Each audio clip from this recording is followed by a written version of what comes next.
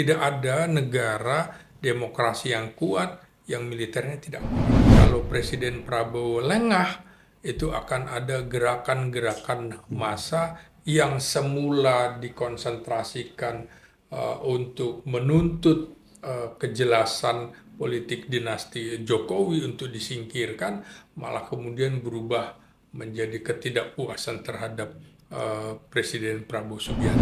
Kalau berangkat dari pesimisme dan realitas itu, dari mana kita menyodorkan satu proposal yang sangat berharga dari buah karya Pak Ginting yang disebut Dewan Keamanan Nasional itu kepada Presiden? Kalau perlu kita berada di situ untuk mengingatkan potensi bangsa dan komponen bangsa, terutama kepada Presiden. Sudah waktunya di 80 tahun Indonesia merdeka, kita punya Dewan Keamanan Nasional.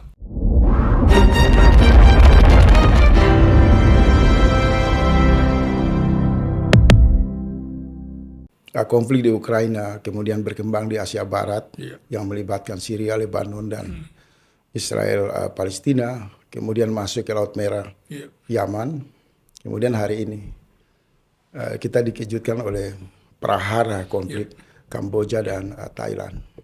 Menariknya untuk di ujung Kamboja ini sesudah Pak Prabowo berapa hari kembali ke Indonesia, dan waktu yang sama juga ada gejolak politik yang serius di Malaysia, di mana mantan Perdana Menteri Mahathir Mohamad turun ke jalan melakukan penggalangan people power untuk menggulingkan Anwar Ibrahim.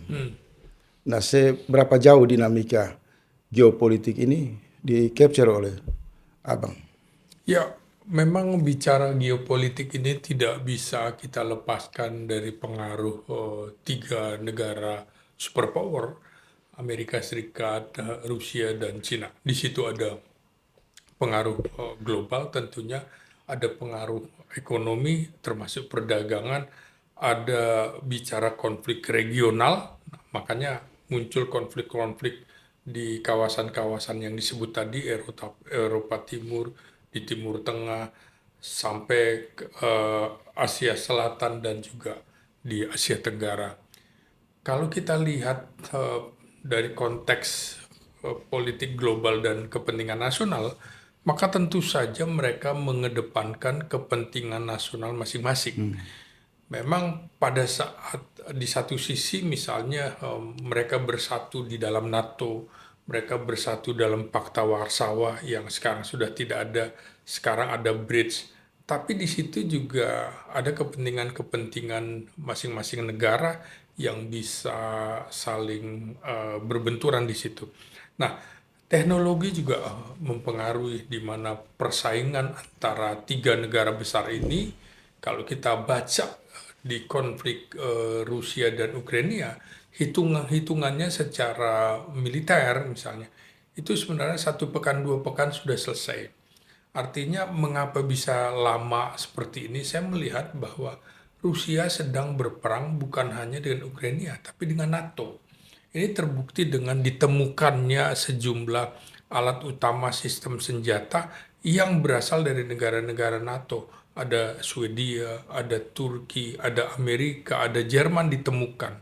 Ini menunjukkan bahwa Rusia begitu dominan, dia sendirian dibandingkan dengan negara-negara Eropa Barat sekalipun. Nah, kemudian persoalannya lagi adalah mengapa muncul kasus-kasus yang Bung Faisal Asgaf katakan seperti kasus kecil kok, kasus nggak mungkin kok jadi konflik gitu ya. Di Kamboja dan Iya, di Thailand. Kamboja dengan Thailand. Ini kan konflik sebenarnya sudah berabad-abad ya. Bagaimana mereka memperebutkan sebuah candi peninggalan Hindu yang menurut Thailand sebenarnya dia sebagai negara satu-satunya di Asia Tenggara yang tidak pernah dijajah oleh negara-negara kolonial. Dia melihat bahwa kami bisa mengusir Jepang yang akan masuk ke Thailand, mengusir sampai wilayah candi tersebut. Kemudian juga itu pada 1941. Pada 1954 juga Thailand berhasil menjungkir balikkan Prancis yang memang sudah menduduki Kamboja kembali lagi di wilayah itu. Makanya belajar dari situ, ternyata pendudukan secara de facto itu jangan langsung ditinggalkan. Karena pada saat itu Prancis mendaftarkan wilayah tersebut bagian dari topografi wilayah Kamboja. Nah, ini kan sama dengan bagaimana kita kehilangan Sipadan dan Ligitan karena tentara kita atau penduduk kita tidak menduduki. Nah, Malaysia menduduki wilayah itu, diajukan ke Mahkamah Internasional, Malaysia yang menang. Nah, dalam konflik ini juga Thailand tidak mau penyelesaian kasusnya dibawa ke Mahkamah Internasional. Dia mau secara tegas hanya diplomasi penyelesaian secara bilateral. Nah, dalam kasus di Kamboja dan Thailand ini sesungguhnya ini adalah ada momentum bagi Indonesia sebagai salah satu pendiri negara ASEAN yang akan berulang tahun pada 8 Agustus nanti usia ke-58. Indonesia bersama Malaysia, Thailand, Filipina, dan Singapura adalah 5 negara pendiri. Nah, sementara yang lain 5 negara, terutama yang dari Indochina, plus Timor Leste adalah negara yang belakangan. Nah, konflik ini juga kalau saya lihat ini tidak bisa dilepaskan dari persaingan antara Amerika dengan Rusia dan Cina yang berada di rumpun bridge. Kebetulan Indonesia juga begitu. Nah, kalau kita lihat, nah, negara-negara yang bergabung dalam bridge itu adalah persis seperti negara yang melawan blok NATO secara tidak langsung. Maka kalau kita lihat, Cina pengaruh dagangnya cukup kuat dan sedang membuat beberapa proyek besar di Kamboja, dan Thailand juga ada pangkalan militer Amerika di situ. Nah, di situ kemudian penyerangan konflik yang tidak seimbang di mana Thailand misalnya tentara angkatan daratnya punya sekitar 245.000, Kamboja hanya sekitar 80.000, kan tidak seimbang. Tapi yang menarik adalah ketika Thailand meminta izin kepada Donald Trump, Amerika Serikat, untuk menggunakan F-16-nya menyerbu ke wilayah perbatasan dan camp-camp militer, posko militernya Kamboja. Artinya tidak bisa dilepaskan konflik ini juga di belakangnya ada Amerika di belakang Thailand dan juga ada Cina di belakang Kamboja. Jadi ini menunjukkan juga kira-kira begini bahasa sederhananya. Kalau lo masuk bridge, maka lo akan berhadapan dengan gua dengan sanksi-sanksinya.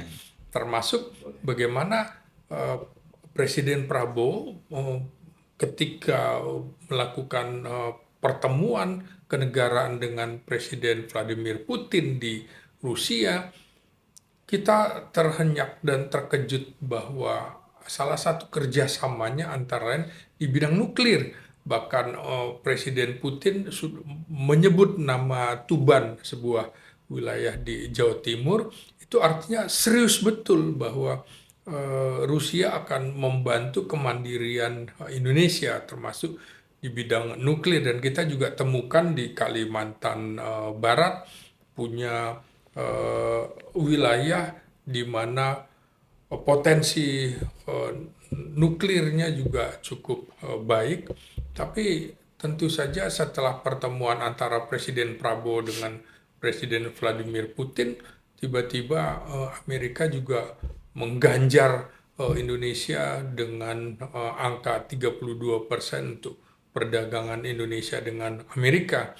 Nah, kemudian kita juga terkejut Presiden Prabowo menemui Presiden Donald Trump, lalu berubah dari angka 32% menjadi 19%. Tentu saja saya juga bertanya-tanya juga, apa iya ya Presiden Prabowo begitu mudahnya ditekan gitu. Nah, saya kira di tempat-tempat lain juga begitu, ada konflik India Pakistan di mana India berada di dalam negara-negara BRICS, kemudian Pakistan tidak. Tapi yang menarik adalah ini bagaimana konfliknya? Apakah memang ada kaitan perdagangan? Karena di sisi lain juga ada konflik India dengan Cina. Makanya saya bilang, walaupun di sesama negara BRICS, ternyata ada rivalitas dagang antara Cina dan India. Maka sebenarnya masuknya Indonesia di wilayah itu, di wilayah rumpun ini, menegaskan kepada dunia ada Cina, ada Indonesia, ada India yang jumlah penduduknya kalau digabungkan melebihi negara-negara lain, belum lagi ditambah Rusia dan Brazil yang cukup sangat kuat. Jadi konflik politik global ini mau tidak mau akan juga dipengaruhi oleh peristiwa-peristiwa persaingan di antara tiga negara besar itu. Apa yang terjadi di Kamboja maupun di Thailand itu tidak berbeda dengan panggung belakang dari tarik-menarik kekuatan Rusia dan Cina, Amerika. Yes. Misal di Ukraina, di Asia Barat, sampai ke Yaman. Iya. Dan hari ini paling dekat. Tapi menariknya ini muncul dalam kunjungan 15 hari Presiden Prabowo ke sejumlah negara. Dan kemudian muncul kan ada satu perbincangan yang agak serius bahwa di panggung belakang Amerika terjadi tekanan yang begitu kuat terhadap impor tarif Iya. dari 32 ke 19%. Apakah konflik Kamboja, Thailand yang berakibat juga gejolak di internal Malaysia ini peringatan serius untuk Indonesia? Ya, saya kira ini juga peringatan serius kepada Indonesia dalam hal ini Presiden Prabowo. Bisa saja kemudian kalau ada ketidakpuasan dari negara-negara tersebut, jangan heran kalau tiba-tiba ada letupan-letupan yang cukup hebat di negara, misalnya meminta presiden turun, dengan seperti Anwar Ibrahim, di mana pada saat yang menarik adalah ASEAN pada saat ini dipimpin oleh Malaysia. Tapi Malaysia yang harusnya mengambil inisiatif menyelesaikan persoalan konflik Thailand Kamboja, tiba-tiba Anwar Ibrahim dituntut untuk mundur, sehingga tidak bisa bergerak. Ini sebenarnya kesempatan juga bagi Indonesia untuk memimpin penyelesaian, memfasilitasi perdamaian di antara dua negara, Thailand dengan Kamboja. Thailand bisa kita tawarkan, Anda betul-betul ingin sebagai troublemaker atau peacemaker begitu ya. Nah, karena Indonesia sebenarnya adalah negara yang sangat diperhitungkan sekali di negara-negara ASEAN. Pada masa Presiden Susilo Bambang Yudhoyono misalnya, itu membawa persoalan-persoalan di Asia Tenggara, misalnya dia membantu juga menyelesaikan pada tahun 2011 konflik Thailand dengan Kamboja ini, diajak duduk bersama. Artinya ada inisiatif diplomasi, ada menawarkan penyelesaian secara bilateral, dan juga ada penawaran bagaimana Indonesia menjadi peacekeeping, pengawas perdamaian, dan itu berhasil. Dan pada KTT 2007 ASEAN juga Presiden SBY bisa menjembatani konflik di Myanmar dengan menegaskan bahwa untuk berkuasa siapapun bisa, termasuk militer, tapi jangan sampai militer dianggap anti demokrasi. Dan di Indonesia walaupun militer tetap bisa menjadi presiden asal mengikuti kontestasi demokrasi yang fairness. Nah, makanya yang menarik adalah di Asia Tenggara ini kebetulan saja yang memimpin adalah orang-orang atau anak-anak dari generasi yang ayahnya pernah memimpin. Thailand sekarang dipimpin oleh anaknya Thaksin Shinawatra yang sekarang sedang diskors oleh Mahkamah Konstitusinya karena dianggap melanggar kepentingan negara. Militer bisa membongkar bagaimana percakapan antara Perdana Menteri ini dengan mantan Perdana Menteri Kamboja, Hun Sen, yang dulu berkuasa 33 tahun, dan dianggap kok lebih mesra ke situ ketimbang mempertimbangkan keputusan dari Panglima Militer. Nah, militer di Filipina tentu saja, militer di negara Thailand tentu saja punya sejarah panjang, mampu membendung negara-negara yang ingin menjajah itu tidak bisa karena kekuatan mereka. Dan militer di negara Thailand itu berkali-kali juga melakukan kudeta, dan raja itu relatif lebih percaya kepada rejim atau pemimpin militer daripada pemimpin sipil.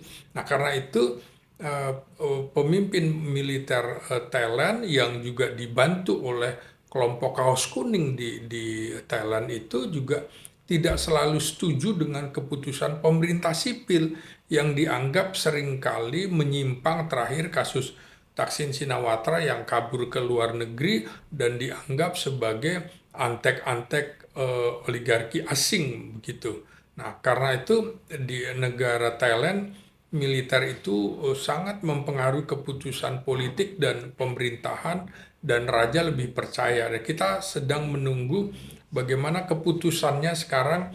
Wakil Perdana Menteri yang menjadi pejabat sementara Perdana Menteri di Thailand itu bagaimana menyelesaikan kasus yang Perdana Menteri Kamboja juga Hun Manet adalah anak dari Hun Sen. Nah, ini persoalan-persoalan ini mestinya juga kita pahami bersama mengapa terjadi konflik-konflik di perbatasan di kedua negara.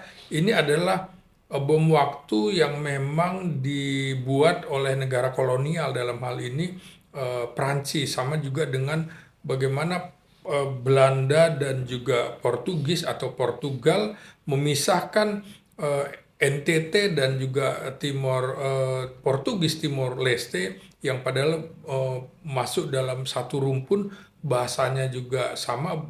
Bangsa Timor dengan bahasa Tetum harus terpisah. Makanya dalam kasus ini bisa saja nanti terjadi peristiwa-peristiwa di antara Malaysia dengan Filipina, Sabah, Sarawak misalnya. Dan Indonesia juga bisa berkonflik dengan negara-negara lain dengan klaim-klaim Vietnam, klaim Cina, klaim India yang memang ada kaitannya dengan sejarah wilayah-wilayah di seputar Indonesia dan sekitarnya. Karena itu kita harus mengantisipasi persoalan ini dengan ketegasan dari Presiden Prabowo untuk bisa menjadi jembatan menyelesaikan konflik ini secara ASEAN. Jangan mau kemudian ASEAN itu dipengaruhi oleh kekuatan besar seperti Amerika. Misalnya Amerika meminta Thailand untuk melakukan gencatan senjata pada hari Jumat, tapi pada hari Minggu pun Thailand masih melakukan serangan di Kamboja. Ini kan sama dengan bagaimana Amerika menyerang Iran, kemudian besoknya meminta gencatan senjata. Kan aneh yang begini-gini. Tapi saya nggak mau masuk ke soal teknis seperti itu. Oke. Karena saya menangkap poin di sana bahwa ada desain yang strategi di balik semua konflik perbatasan Iya. dan konflik-konflik yang meletus tanpa urgensi dengan kebutuhan satu negara. Iya. Seberapa jauh ancaman ini dan kemungkinan antisipasi presiden, karena presiden kita ini kan senang berbicara tentang masalah-masalah internasional.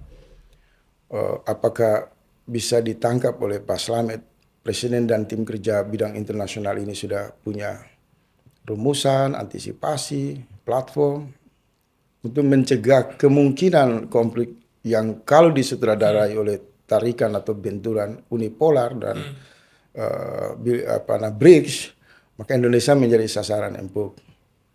Iya, saya kira kita sebagai salah satu negara konferensi Asia Afrika dan juga negara non-blok harus bisa memastikan itu bahwa kita harus bisa mendayung di antara dua karang. Karang itu siapa? Karang yang sedang berkuasa, Amerika, Rusia, dan Cina. Bagaimana kemudian kita menunggu kebijakan politik luar negeri yang akan dikeluarkan Presiden Prabowo dalam tekanan-tekanan, baik tekanan dari Cina, Rusia maupun Amerika dalam sektor ekonomi. Dan kita juga tidak ingin menjadi semacam bola liar yang dipermainkan oleh negara-negara besar, lagi-lagi kebijakan politik luar negeri kita seperti apa dalam menyikapi konflik-konflik regional. Kita tadinya melihat bahwa masih jauh itu di Eropa Timur, masuk ke wilayah Asia, masuk ke Timur Tengah, tapi sekarang ada di tetangga kita, di mana kawasan segitiga Zamrud antara Thailand, Kamboja, dan Laos bisa terjadi konflik. Maka itu juga bisa dibawa ke wilayah-wilayah perbatasan Indonesia, Papua New Guinea, Indonesia, Malaysia, Indonesia, dan lain-lain, Timur Timur, dan lain-lain. Nah, tentu saja kembali lagi bagaimana kita mempersiapkan ketahanan nasional kita, baik itu ketahanan apa, ketahanan pangan, ketahanan energi, juga ketahanan mental kita untuk tidak terpengaruh oleh ideologi-ideologi yang mempengaruhi bangsa ini melalui jalur teknologi yang sekarang perangnya dilakukan dengan cara-cara bukan penyerbuan secara fisik pasukan infanteri masuk dan lain-lain. Nah, ini juga kerjasama ekonomi juga bukan berarti harus kita abaikan, karena harus ada keseimbangan bagaimana pola yang dilakukan oleh negara-negara besar seperti sekarang Korea Utara sudah membangun rel kereta api sampai dengan Rusia, Cina juga begitu. Itu artinya memang mereka sedang mempersiapkan diri supaya tidak diterjang serangan dari laut maupun serangan dari udara. Kita juga harus mempersiapkan itu, dan dalam waktu dekat 10 Agustus ini juga akan ada yang namanya upacara tradisi kehormatan militer, di mana kita akan mengumumkan kepada dunia dilakukan validasi organisasi militer dengan pengembangan Kodam. Akan ada tambahan 5 Kodam yang diresmikan, dan juga menaikkan status Kopassus menjadi Panglima Kopassus, Panglima Korps Marinir, Panglima Komando Pasukan Gerak Cepat Angkatan Udara. Ini untuk menunjukkan kembali bahwa Indonesia sedang mengembangkan kekuatan militernya. Setidak-tidaknya PDB kita itu nanti bukan cuma 0,8, tapi di negara-negara lain sampai 2-4%. Kita ketinggalan jauh. Karena itu kita mesti dukung bagaimana kita mempersiapkan ketahanan nasional dari sisi tadi pangan, energi, juga pertanian, dan juga bagaimana mengawal negara kita supaya kedaulatan kita kuat. Karena Amerika sudah ada di Papua New Guinea, Amerika sudah ada di AUKUS, di Darwin, dan Cina juga ada di Laut Cina Selatan. Karena itu tidak mungkin kita bisa menghadapi Cina misalnya, 10 negara ASEAN bersatu pun menghadapi Cina nggak akan mampu. 10 negara ASEAN bersatu menghadapi Amerika pun nggak akan mampu. Karena itu kita memang harus bisa dekat dengan Cina, Rusia, dan Amerika sesuai kepentingan kita masing-masing, tapi kita jangan sampai diintervensi menjadi bagian dari satelit mereka. Kita harus membangun kemandirian itu. Tapi tadi di awal diskusi menarik, ada satu poin yang menggarisbawahi prinsip ekspansi itu pertahanan satu negara itu dilandasi oleh semangat mereka untuk mencapai tujuan. Apakah semangat itu tafsir politik, geopolitik, atau berbasis histori dan konstitusi? Dalam konteks Indonesia, kalau kita membaca pembukaan Undang-Undang Dasar 45, di sana tersedia para pendiri negara meletakkan pandangan kita terhadap partisipasi internasional dengan menegaskan ikut serta menciptakan ketertiban dan perdamaian dunia. Nah, apakah prinsip ini bisa dilakukan oleh Prabowo sebagai penegasan jati diri sebuah bangsa, eksistensi, dalam rangka tidak sekedar mengantisipasi, tapi kita juga ekspansi dengan kesadaran ikut mendamaikan negara tetangga, bahkan terlibat dengan percaya diri masuk ke Asia Barat, ke Asia Tengah, dalam konflik Ukraina, karena tersedia ruang-ruang diplomasi yang publik internasional menunggu, apalagi secara populasi kita sangat besar. Kemungkinan itu bisa nggak dimainkan peluang bimbingan konstitusi itu dilakukan oleh Presiden Prabowo Subianto. Sangat bisa. Konstitusi kita mengamanatkan bahwa kita cinta damai, tetapi kita lebih cinta kemerdekaan. Artinya apa? Kita tidak ingin ada penjajahan-penjajahan di atas dunia.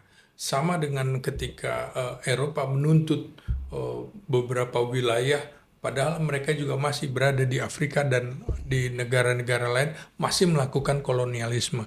Itulah mengapa kita juga tidak menyetujui ada penjajahan Zionis Israel di Palestina. Kita cinta damai, tapi kita lebih mencintai kemerdekaan. Karena itu, di posisi Indonesia yang seperti itu, maka peluang bagi Presiden Prabowo Subianto yang memang memiliki kemampuan diplomasi, bahasa yang sangat bagus, seperti juga mengingatkan kita pada mantan Presiden Soekarno, dan itu diakui oleh dunia. Tapi bukan hanya sekedar mahir berpidato, tapi juga mahir di dalam diplomasi, termasuk dalam mengatasi persoalan-persoalan bagaimana ketika menghadapi negara yang sangat kuat, NATO misalnya. Pada saat kita menghadapi Belanda dalam perebutan Irian Barat, Belanda adalah bagian dari negara NATO yang persenjataannya di backup oleh Amerika yang sangat luar biasa. Tapi kita mampu melakukan menyandera Amerika dengan kasus apa? Kasus PRI Pormesta itu kita justru bisa menyandera seorang pilot Amerika yang kemudian akan kita bebaskan asal Anda berikan pesawat Hercules untuk militer kita, dan Anda harus harus mendesak Belanda untuk mundur dari Irian Barat. Disinilah menurut saya tidak mungkin diplomasi bisa berjalan hanya satu rel saja, maka dia harus didukung oleh kekuatan militer. Maka saya bilang tidak ada negara demokrasi yang kuat yang militernya tidak kuat. Karena itu kita harus membangun kesamaan bahwa militer kita harus kuat supaya diplomasi kita dipandang tidak sebelah mata oleh negara besar sekalipun. Dan kita sudah menunjukkan bahwa kita pada tahun 62-63 adalah negara dengan kekuatan militer terkuat di belahan bumi selatan. Dan kita lebih kuat dari Cina, lebih kuat daripada Jepang, juga India. Karena itu kita punya potensi sejarah itu kita bisa lakukan. Kalau sekarang India punya rudal BrahMos, asal kata dari Brahmana dan Moskow, nah kita juga bisa melakukan kerjasama dengan negara-negara tersebut, karena kita juga punya potensi. Jangan lupa Muhammadiyah, sekolah-sekolah Muhammadiyah sudah mampu menciptakan rudal-rudal. Dan ini menurut saya jangan lupa tentara kita dan pemerintah kita merangkul kekuatan-kekuatan seperti Muhammadiyah untuk membangun kemandirian, terutama alat utama sistem senjata kita.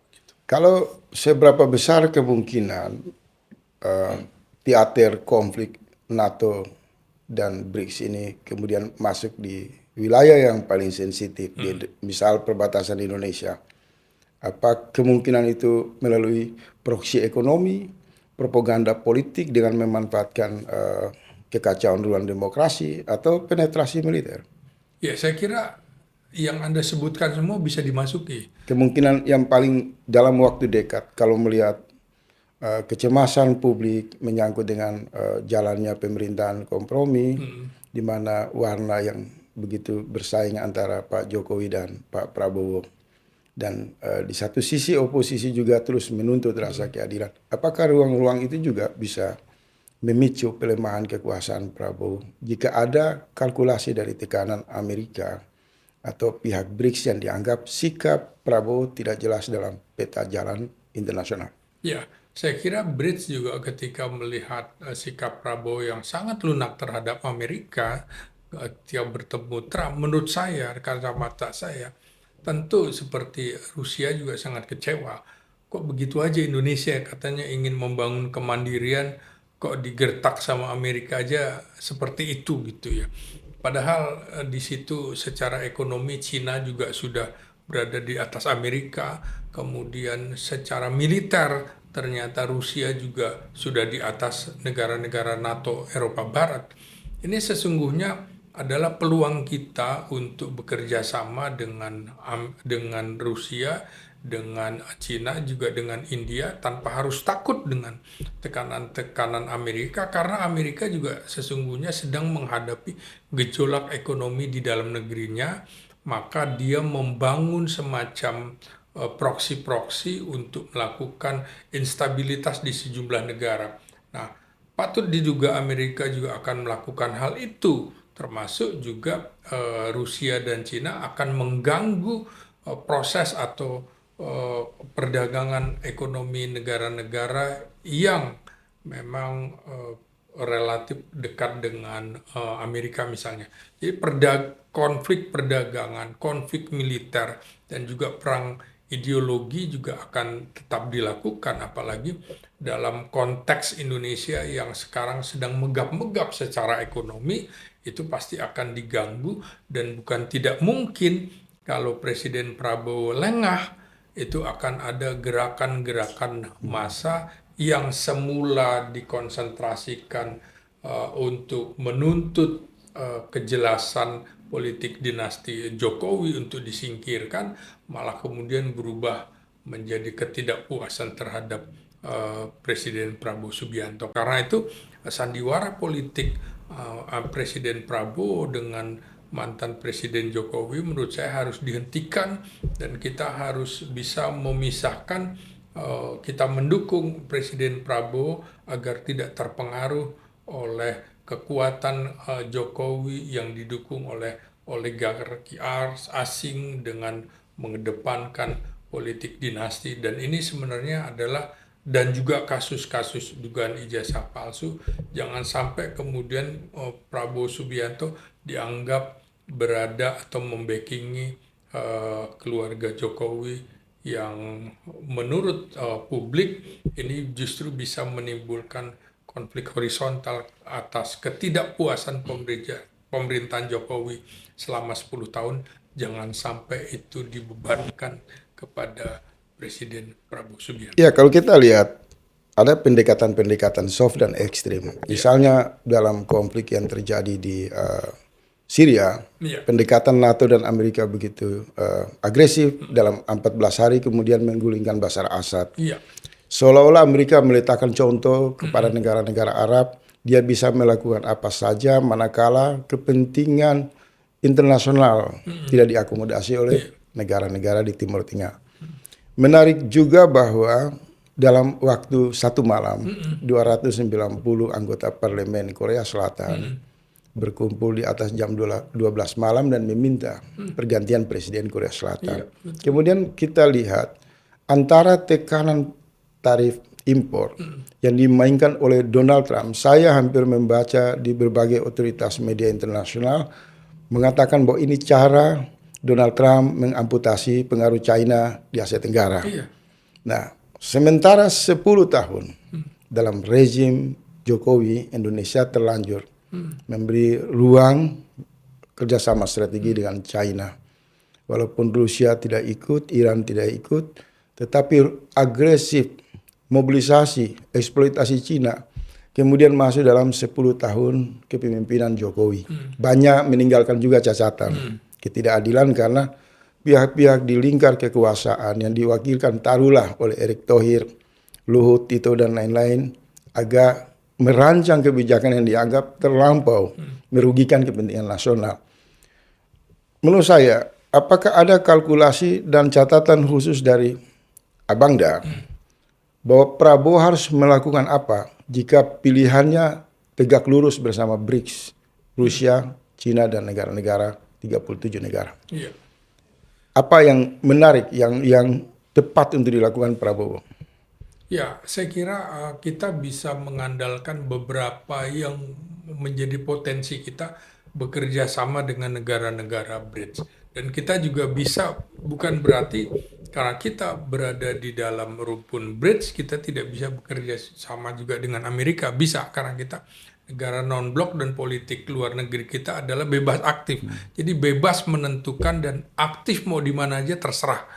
Nah, kita juga perlu membangun hubungan bukan hanya di tingkat ASEAN tapi juga Melanesia, di mana kita memiliki rumpun yang Melanesia ada di Nusa Tenggara Timur, di Maluku, Maluku Utara, Buton, Papua, Papua Barat, dan lain-lain.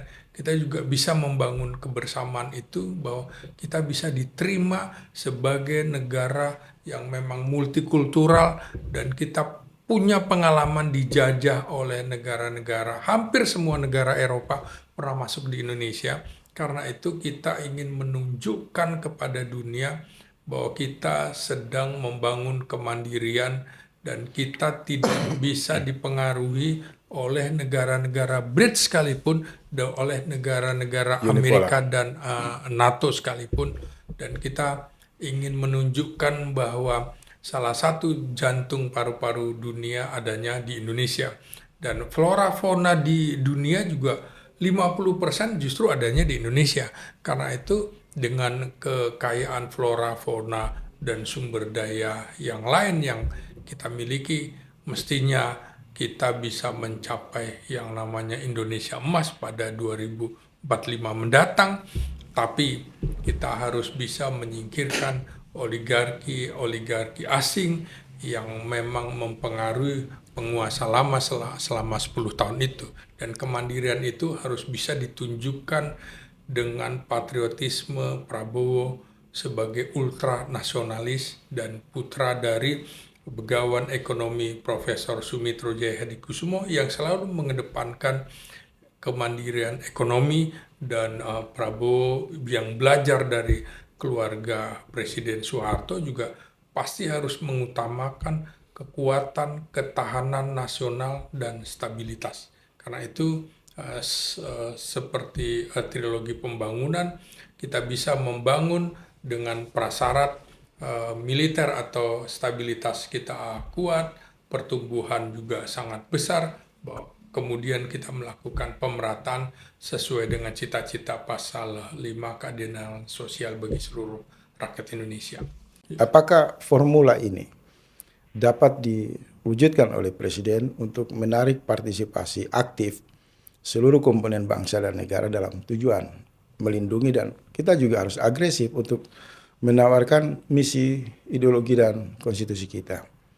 Bisa dipertajam presentasi soal Dewan Keamanan Nasional itu. Ya, kita memang salah satu negara besar di dunia yang belum punya namanya Dewan Keamanan Nasional. Di negara-negara BRICS misalnya, kita salah satu yang tidak punya. Di negara-negara mau bergabung dengan wilayah Asia Tenggara dan lain-lain. Karena itu sudah saatnya Presiden Prabowo melakukan langkah tegas. Sebuah undang-undang keamanan nasional yang sudah dirancang sejak 2017 harus segera disahkan. Menurut saya momen 80 tahun Indonesia merdeka ini adalah kesempatan bagi Presiden Prabowo untuk membentuk Dewan Keamanan Nasional dengan terlebih dahulu tentunya undang-undang keamanan nasional harus dibuat, karena siapa sangka akan ada gejolak di negara tetangga kita. Jadi kita tidak bisa melakukan semacam alasan buat apa kita membangun angkatan bersenjata yang besar. Toh tentu publik harus tahu, kita tidak pernah tahu kapan akan ada serangan ke wilayah Indonesia. Memang serangan ke wilayah Indonesia yang sebagai salah satu negara kepulauan terbesar hanya bisa dilakukan oleh negara-negara superpower, yaitu 3 negara. Kalau kita lihat Rusia sangat jauh, tapi Cina dan Amerika sudah ada di halaman depan kita. Karena itu proyek bagaimana kita membentuk Dewan Keamanan Nasional supaya tahu bahwa keamanan itu adalah kesatuan yang dipandang perlu siapa yang akan menjadi leader di masalah keamanan laut, keamanan cyber, keamanan imigrasi, keamanan ketertiban masyarakat, dan keamanan yang lebih besar, baik keamanan nasional, keamanan negara. Jadi konteks inilah menurut saya situasi yang sangat darurat di mana politik global sekarang tidak pernah bisa diperkirakan, sampai kita tidak pernah bisa memperkirakan ada serangan perang yang dilakukan melalui virus yaitu COVID. Jadi sangat Senjata mungkin biologis. ya senjata biologis, nuklir, biologi, kimia. Karena itu kita memang harus juga mengedepankan jangan lagi berbicara supremasi sipil di atas militer atau supremasi militer di atas sipil, tapi kita harus sama seperti Jepang mengedepankan bagaimana sipil dan militer berkolaborasi untuk membentuk Dewan Keamanan Nasional kita. Begitu, Bung. Tapi kalau dilihat dari pola hubungan Iya. antara partai-partai politik yang seringkali dicurigai sebagai representasi dari kepentingan oligarki, dan kemudian kita juga menemukan banyak pendapat yang mengatakan 10 tahun pemerintahan Jokowi ada terjadi pelemahan terhadap TNI dan institusi Polri. Dan banyak juga menyisir luka di hati rakyat terkait dengan perasaan ketidakadilan pada lembaga-lembaga hukum. Kalau berangkat dari pesimisme dan realitas itu, dari mana kita menyodorkan satu proposal yang sangat berharga dari buah karya Pak Ginting yang disebut Dewan Keamanan Nasional itu kepada Presiden? Iya. Tentu melalui proses lobby, Iya. pembicaraan belakang panggung, atau seminar-seminar. Karena itu menjadi satu kebutuhan yang ansih dalam menjawab tantangan. Dari mana supaya konstruksi berpikir atas kebutuhan Dewan Keamanan Nasional itu bisa dilaksanakan atau didengar oleh Presiden? Iya, kalau misalnya diusulkan oleh elit-elit militer, nanti dianggap kepentingan militer. Atau kalau kemudian ada penolakan dari unsur kepolisian, nanti kita juga tidak ingin ada semacam adu domba antara militer dengan kepolisian. Karena itu orang-orang seperti kita, kalau tidak ada yang mau, ya kita yang usulkan. Kalau perlu kita yang berada di dalam posisi Dewan Keamanan Nasional sebagai apa? Sebagai orang yang mungkin punya expert di bidang itu, yang kita punya kepedulian terhadap kepentingan bangsa dan negara dari sisi pertahanan keamanan negara. Lemhanas sebagai satu lembaga yang mungkin netral dan di sana tersedia kajian-kajian strategi, maka cara pikir Anda itu akan sama dengan Lemhanas. Kenapa tidak diajak? Ya, kita melihat dalam beberapa kasus sebenarnya Lemhanas justru menjadi kontroversi dalam beberapa hal. Misalnya lulusan-lulusan terbaik Lemhanas justru terjerat dalam beberapa kasus, misal kasus korupsi, kasus narkoba, saya nggak usah sebut namanya, justru lulusan-lulusan terbaik. Nah, Lemhanas ini menurut saya terlalu menunggu gerakan, terlalu pasif. Apalagi Lemhanas hari ini dipimpin oleh elit partai. Ya, menurut saya mestinya kita berbicara ke depan dulu bagaimana the founding fathers kita membangun bangsa ini sesuai dengan risalah BPUPKI.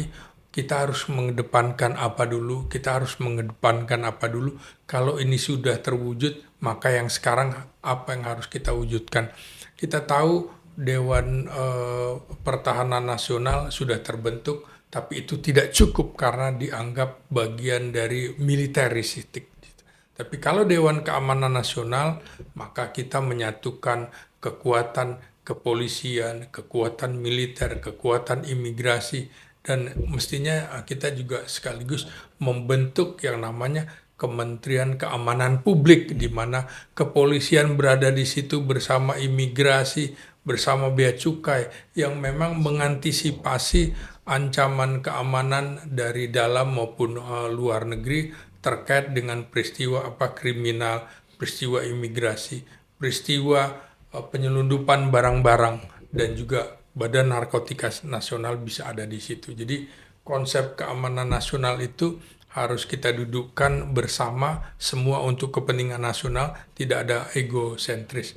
Dan kalau tidak ada yang berani mengusulkan, kita-kitalah yang mengusulkan membentuk Dewan Keamanan Nasional. Kalau perlu kita berada di situ untuk mengingatkan potensi bangsa dan komponen bangsa, terutama kepada Presiden. Sudah waktunya di 80 tahun Indonesia merdeka, kita punya Dewan Keamanan Nasional. Bagaimana Anda melihat sejauh mana efisiensi kolaborasi atau lebih ekstrim disebut kabinet kompromi ini?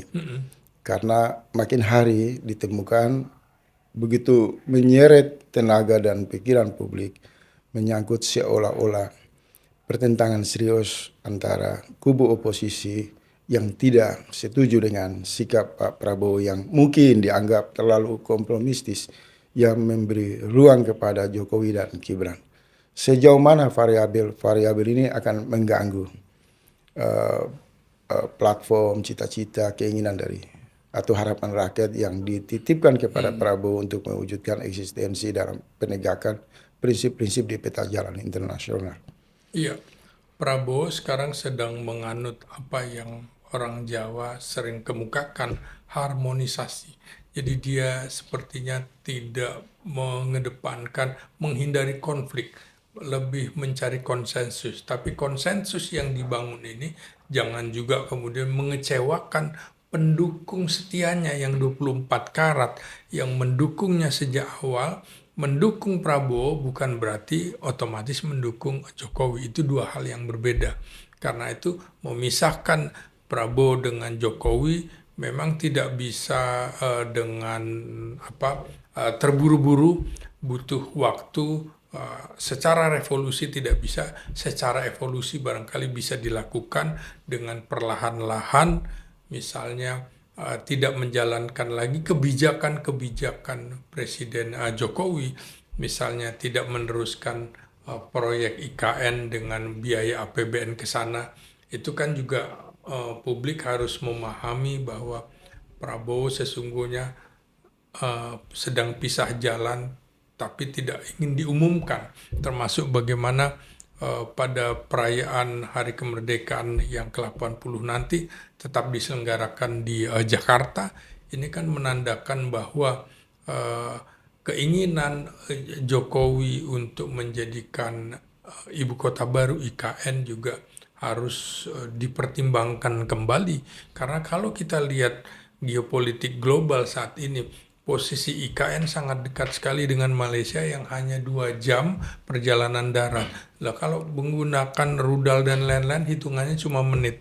Karena itu juga harus dipikirkan dari dulu mengapa Kalimantan Timur itu dan Kalimantan Barat itu rawan karena berbatasan dengan Malaysia. Kita harus melihat di belakang Malaysia juga sebagai negara persemakmuran Inggris yang itu juga diperjuangkan oleh Presiden Soekarno pada waktu peristiwa 6465 Ganyang Malaysia.